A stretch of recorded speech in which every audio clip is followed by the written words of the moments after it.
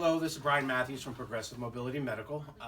Today what we want to do is just show you a short video on some troubleshooting on the Bruno Elan Stair lift.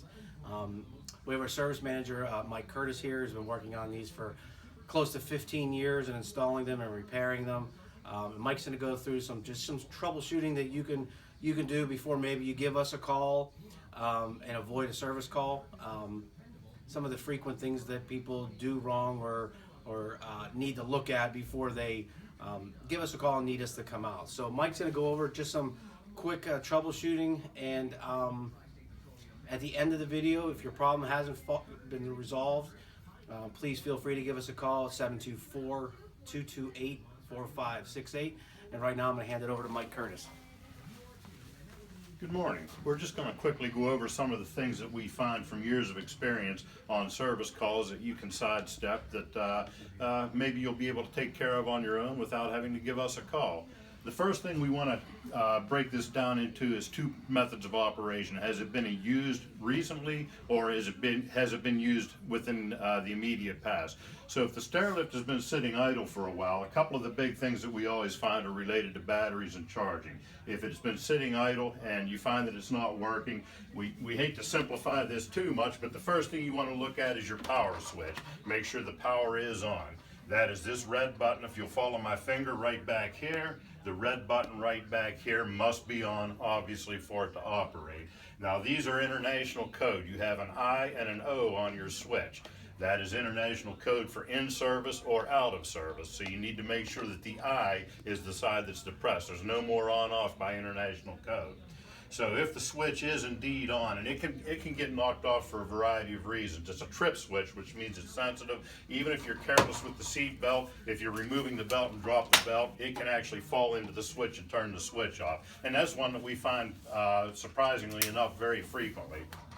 So if it hasn't been used for an extended period, check the switch first, and then check your charger. Your charger will be in the location that you're familiar with that the technician pointed out on installation. Charger needs to have either a red light or a yellow light or a green light on it for this particular model. The red light indicates that you've got power coming out of the wall. So if it's been unplugged and left for an extended period, you're not going to have a red light because it's not charging. There's no power coming out from the wall. If it is plugged in and you have a red light, that means something has caused it to stop charging. It's going to be a battery issue. That does require a service call. So extended period, first thing to check, switch. If that doesn't remedy the situation, look at the charger. If you don't see any visible indicators, then it's time to give us a call. More commonly, what we find is we get calls where it's been used very recently and now it doesn't operate. So again, if you've used it recently, the first place to start is your power switch. Check to make sure the switch is on, that you haven't dropped the belt on it. If the switch is on, there's a couple of things we need to look at for operation. If it's parked at the top of the stairs, a call that we commonly get is the seat will be slightly out of position. If that seat is out of position, everything is disabled at this point. That means the arm switch will not work and the remotes will not work with the chair out of position. The beep code that you hear is a warning telling you that the chair is out of position. If the chair is locked into position, the beep code goes away and now it's into normal operation. Do not rely on the beep code, because in a single user household, the client can actually request that we disable that beep so that they can leave the chair turned and ready for access at the top of the steps. So just manually check the chair. Don't call us and say that it's not beeping and that it's not operating, because the beep code could be disabled under specific circumstances. Next thing to look at is this particular model does have arm switch safety features, and this is another very common one that we get. It doesn't take much. These are very sensitive. If that arm is out of position this much, you can see that it's going to stop operating. On some units, it can actually be this much, and it's not readily visible, so that you can check the arm switch to make sure that they are both down. An easy way to check the arm switch operation, if you feel that it could be an arm switch problem, is if it operates with the remote but not from the arm switch itself. As you're probably aware, when the arms are up, the remote will allow the stair lift to operate in both directions, whether the arms are up or down.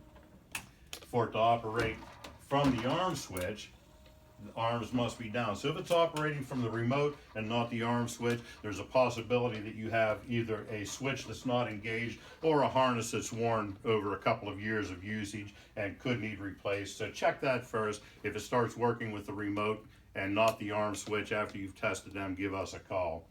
The third thing, and this is a very common one, is obstructions around the rail area. This particular unit is set up so that you have alarms anytime there's an obstruction. So as you're going up, if something contacts this, you will get a beep code and the stair lift will not operate. So if you're at the top of the stairs and it's not operating,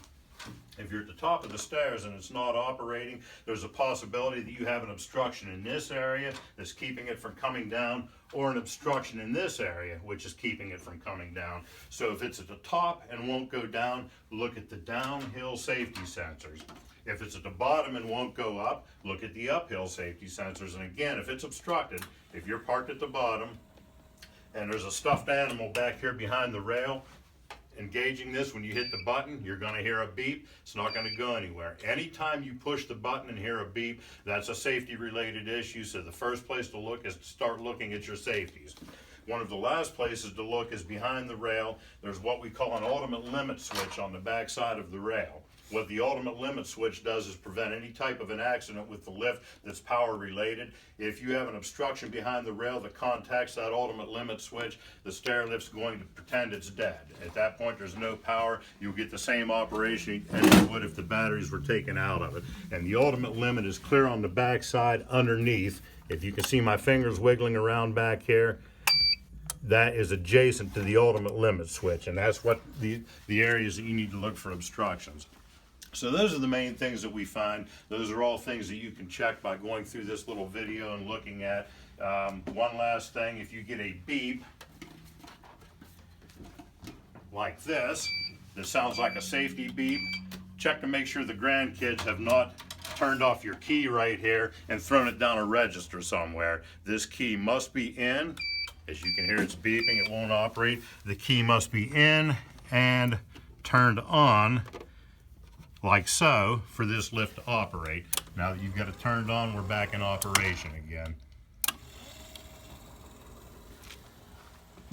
All right, thank you very much. Hopefully that's helpful. If you have any questions, we're the ones to call.